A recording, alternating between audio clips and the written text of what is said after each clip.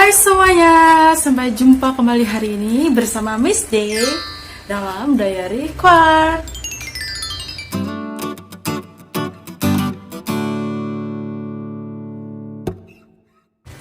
Oke, hari ini Miss D lagi kita masuk dalam edukasi ya, berarti dalam Edward. Baiklah, hari ini Miss D mau ngajar materi kelas 11, masih di gelombang cahaya ya. Sebelum kita masuk ke optik, Miss D mau ngajarin, kemarin kita belajar tentang interferensi yang terakhir, kemudian difraksi celah tunggal juga sudah. Sekarang Miss D akan ngajar tentang ini. Siapa yang tahu tentang ini? Ya, jadi ini adalah kisi difraksi. Kebalik. Ini adalah kisi difraksi, adik-adik ya, adik-adik. Jadi ini yang dinamakan sebagai kisi difraksi. Kisi difraksi itu dimana kalau kemarin kita belajar tentang difraksi celah tunggal, dimana difraksi itu sendiri adalah pelanturan cahaya. Cahaya dilenturkan ya melalui celah yang tunggal. Sedangkan di kisi difraksi ini, dimana dalam satu celah ini terdapat goresan-goresan. Ini ada bisa lihat di sini yang Miss D bawa. Ini kisi difraksi yang ada ini, ada 100, 300, 600 garis per milimeter. Nah, goresan-goresan pada kisi ini disebut atau kita simbolkan sebagai N besar. Ya, N besar ini adalah goresan pada kisi atau jumlah garis per sentimeter pada kisi difraksi. Nah, jumlah goresan atau garis ini gunanya untuk apa sih? Kalau kita kemarin kita belajar tentang difraksi dan interferensi, kita punya ada 4 ya, ada 4 besaran, yaitu yang pertama apa? Masih ingat jarak antar celah ya. Yang kemudian yang kedua adalah apa? Y itu adalah jarak terang ke N, ke terang pusat. Kemudian ada L adalah jarak celah ke layar. Kemudian ada lambda itu adalah panjang gelombang, dan terakhir itu ini adalah orde ya. Orde terang atau orde gelap. Nah, di sini di kisi difraksi kita juga menggunakan itu adik-adik. Jadi, kalau tadi Miss D bilang itu ada jumlah goresan atau garis pada kisi yang disebut juga sebagai N besar, itu berfungsi untuk mencari nilai jarak antar celahnya atau D-nya, di mana D adalah 1/N. Oke, mungkin kalau Miss D bilang kayak gini kalian masih belum paham, makanya kita lanjut aja di penjelasan ya. Pada prinsipnya kisi difraksi itu hampir sama dengan interferensi dalam perumusannya. Oke, kita langsung simak aja penjelasannya. Oke, kita mulai aja penjelasannya tentang materi kisi difraksi ini ya. Nah, kalian tadi bisa lihat bahwasanya kisi difraksi dengan bentuknya tadi ya. Bentuknya adalah seperti ini, adik-adik. Oke, kita sebelum saya mulai penjelasannya, kita mulai dengan besarannya terlebih dahulu ya. Nah, jadi pada kisi difraksi sebenarnya hampir sama dengan interferensi maupun di difraksi celah tunggal. Untuk besaran-besarannya hanya ketambahan satu. Ketambahan apa ini? Jumlah garis pada kisinya atau goresan pada kisinya. Oke, kita lihat dulu. Saya pakai penjelasan pada ini ya. Pada gambar ini, di mana D-nya itu adalah di sini. Jarak antara celah dengan celah itu dinamakan D ya, atau jarak antar celah. Kemudian istilahnya kalau di dalam kisi difraksi, dalam satu celah itu terdapat berbagai atau banyak sekali goresan. Nah, sekarang kita lihat dulu jumlah goresan atau garis pada kisi. Itu kita sebut sebagai N, di mana nilai N itu sama dengan 1/D dan nilai D sama dengan 1/N. Nah, di sini N-nya adalah N besar ya adik-adik. Ini nggak kelihatan ya? Goresan. N di sini adalah N besar. Jadi ingat, di mana N itu adalah jumlah goresan atau garis pada kisi. Sedangkan D itu adalah apa? Jarak antar celah pada kisi, semua dalam satuan meter. Kalau N ini nanti tergantung pada kisinya. Kisinya itu garis per sentimeter atau garis per milimeter kayak gitu. Tapi nanti di ujung-ujungnya yang harus kalian cari itu adalah nilai D-nya ya. D-nya dalam satuan SI. Kemudian ini karena ini adalah celah, ini menuju ke layar, berarti ini adalah L ya. Di mana L sama dengan jarak celah ke layar. Kelihatan ya. Nah, kemudian kalau di sini terang pusat berarti ada jarak terang ke N menuju terang pusat yang disebut sebagai Y. Jarak terang ke N ke terang pusat. Dan satu lagi, sebagai sumber cahaya itu pasti memiliki panjang gelombang yang kita sebut sebagai lambda. Oke, gini ya. Ini semua dalam satuan meter, karena kita pakai semua dalam satuan SI ya adik-adik ya. Oke, kita mulai aja penjelasannya. Nah, ini saya ibaratkan, ini adalah D ya. Ini adalah D-nya atau jarak celah pada kisinya. Kemudian saya coba tarik garis di sini, maka ini membentuk siku-siku ya. Oke, gambar ini akan mesti diperbesar di sini.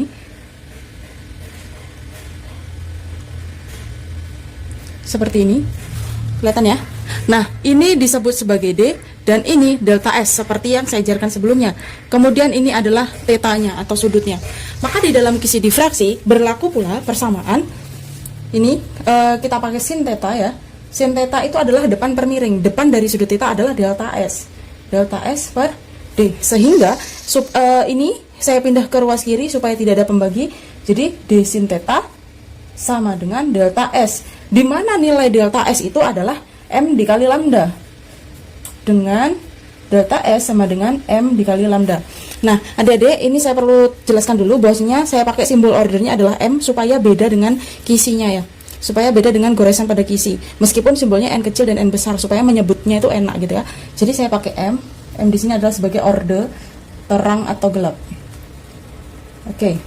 Nah, jadi persamaannya bisa saya substitusikan jadi D sin theta sama dengan apa?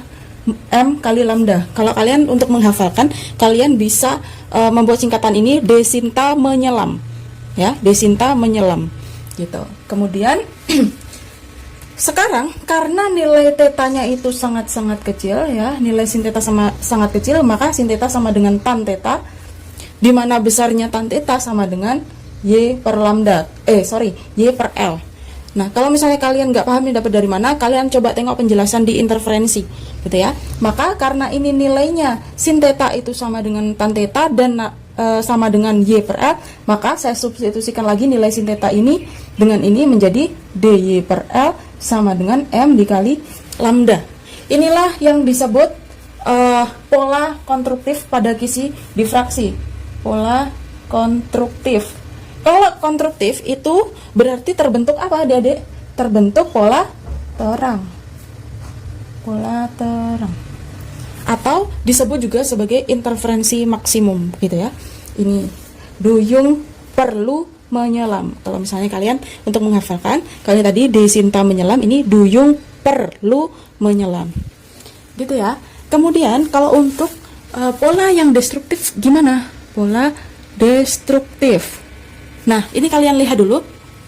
Ternyata terang dan gelapnya kan memiliki jarak yang sama ya. Memiliki jarak yang sama. Jadi antara terang pusat dengan terang yang pertama itu dia besarnya adalah lambda. Berarti kalau yang di tengah-tengahnya ini kan berarti gelap ya. Gelap pertama. Berarti nilainya gelap pertama berapa? Setengah lambda ya. Setengah lambda. Berarti untuk pola destruktifnya menjadi D sin theta sama dengan setengah lambda. Berarti kalau setengah itu adalah M min setengah atau 1 dikurangi setengah lambda. Gitu ya. Nah, terus misalnya buat kalian nih yang masih belum jelas gimana sih caranya menentukan M min setengah lambda itu. Nah, ini mesti bikin ilustrasi seperti ini ya. Mesti pakai garis bilangan ya. Jadi T0 ini adalah terang pusat, T1, T1, T2, T2. Ini berarti terang pertama, terang kedua. Jadi pola terang dan pola gelap itu di sisi kiri dan kanannya terang pusat itu sama aja adik-adik ya. Jadi ini terang pusat, ini terang pertama, ini terang kedua. Nah, di antara terang pusat dengan terang pertama itu ada gelap pertama. Di antara terang pertama dengan terang kedua itu akan ada gelap kedua. Nah, sekarang kalau kita tahu apabila jaraknya antara terang pusat dengan terang pertama itu disebut sebagai lambda, maka terang pusat dengan terang kedua disebut apa? 2 lambda, kan gitu. Ya kan? Ini lambda, ini 2 lambda. Maka kalau misalnya kasih di sini kasih selipin gelap pertama yang jaraknya sama misalnya, maka antara terang pusat dengan gelap pertama itu berapa jaraknya? Setengah lambda kan? Antara 0 dan 1 tepat di tengah itu kan setengah, ya kan? Maka kalau misalnya diselipkan di sini adalah gelap kedua, maka berapa besarnya? jaraknya dari terang pusat terhadap gelap kedua? Kan 1 ditambah setengah, berarti ini setengah juga ya. Jadi ini setengah, setengah, setengah. Maka dari T0 sampai gelap kedua sama dengan 1 ditambah setengah, berarti 3/2 lambda.